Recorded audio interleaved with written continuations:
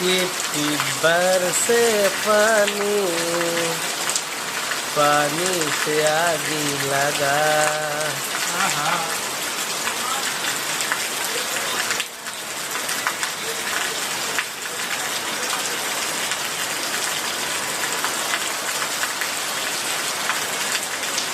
প্রিয় দর্শক, আমাদের এলাকায়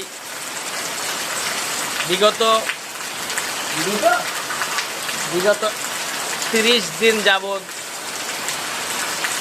এই অতিবৃষ্টি হচ্ছে।